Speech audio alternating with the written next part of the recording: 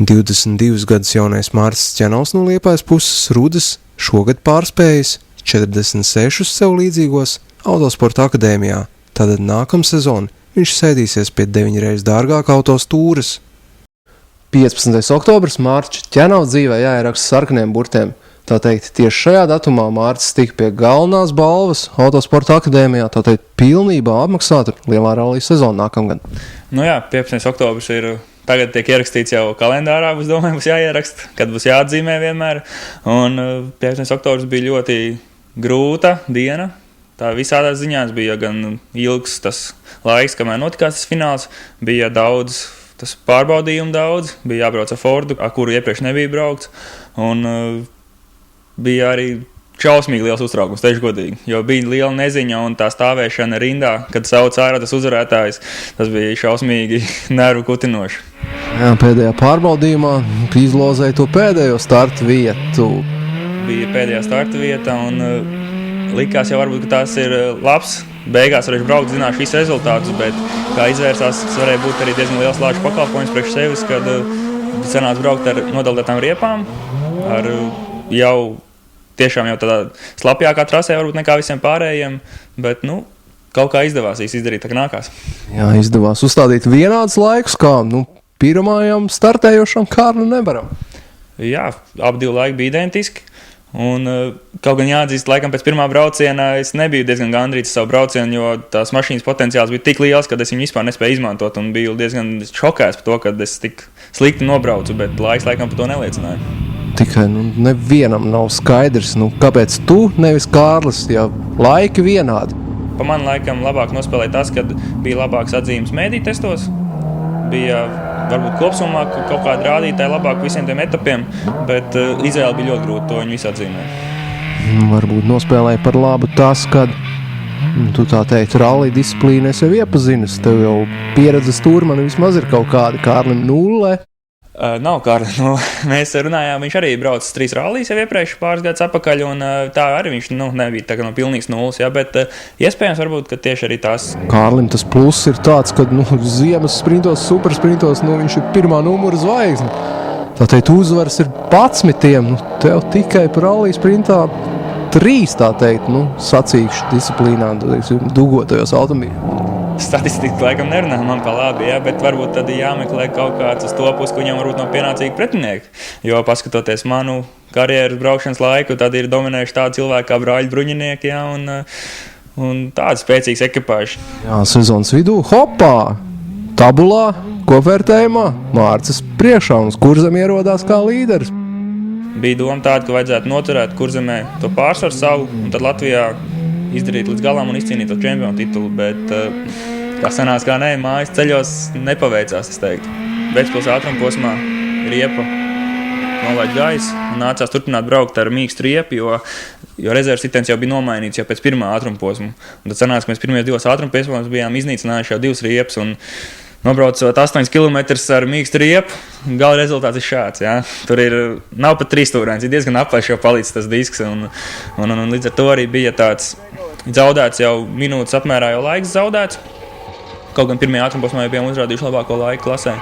Un tad nākamajā dienā bija viens mērķis – cīnīties par 2. vietu, lai varētu uz Latviju atlikt to cīņu par čempionu titulu. Bet laikam pārāk agresīvi sāku vienā ātrumposmā startu un nogriezām puses. Ātrs esi tikai, man liekas, visā statistikā, finiša nav ieraudzīta lielākā daļā rallija sprinta.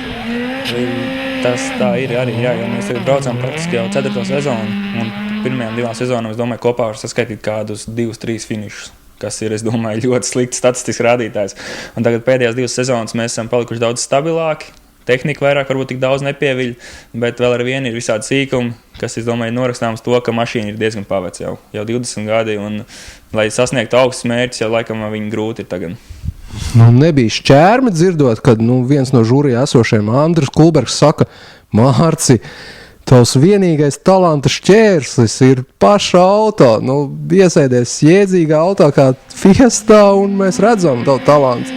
neko slikti nevar teikt par to mašīnu, jo viņi man ir aizvedusi tur, kur es esmu šobrīd. Un varbūt, ieguldot viņā tāds finansējums, kā tiek ieguldīts tajā Fordā, arī viņi varētu būt konkurētspējīgāki. Bet nav liederīgi to darīt, jo, ja ir jābrauc ar Fordu, ir jābrauc ar jaunāku tehniku, kur ir daudz ātrāk un daudz labāk.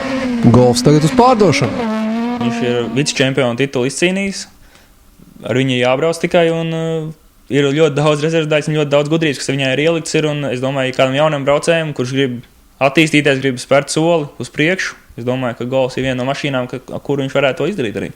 Golfs ir jāpārdod tāpēc, lai būtu kaut kāds papildus finansējums, kur varētu ieguldīt uz nākamo sezonu, lai mēs spētu labāk sagatavoties nākamajai sezonai. Ja? Un varbūt arī var ierēķināt tādas izdevumus kā jaunu kombināciju iegādāšanos un Hansa nopirkšanu un ķiverci nopirkšanu, jo nākamajā sezonā mums jābrauc lielajā rallijā un tur vajag visu homogulēt un līdz ar to arī kaut kāds finansējums vajag vairāk. Pašreiz tiek vestas sarunas par jaunu stūrmani. Un tiek vestas sarunas par treniņu auto iegādāšanos. Tie 2 punkti, kas ir visvairāk tādi smagākie pašreiz. Un lēnām viss tiek kārtots un iespējams jau, kad drīz būs nokārtojies. Stūrmans tiešām nē, tēvs Armāns Ķenovs. Nē, jo tēvs jau pirms Autosporta akadēmijas fināla jau pateica, ka viņš diez vai nākamgad varēs turpināt man palīdzēt, jo nav īsti laika, lai to nodarbotos profesionāli. Līdz ar to tika sākt meklēt stūrmanis, kas varētu profesionāli iet tajā visā iekšā, būt gatavs ziedot savu laiku un palīdzēt man izaugt. Un, protams, pašam arī sasniegt jaunas virsotnes. Ja? Bet pašreiz ir tā, ka nav tā, ka tie stūrmeņi mētētos apkārt. Un ir grūts darbs vēl priekšā.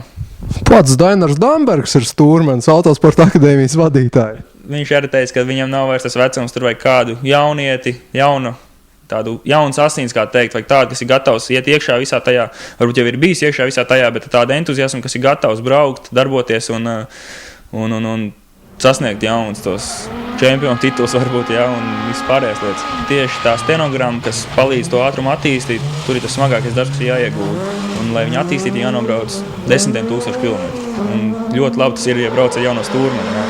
Ka jaunais stūrmenis vēl nav atrasts, līdz ar to arī vēl nav sākts treniņu process. Tavs līdzinājais treneris pirms atbildīgā fināla bija pat Uldis Briedis.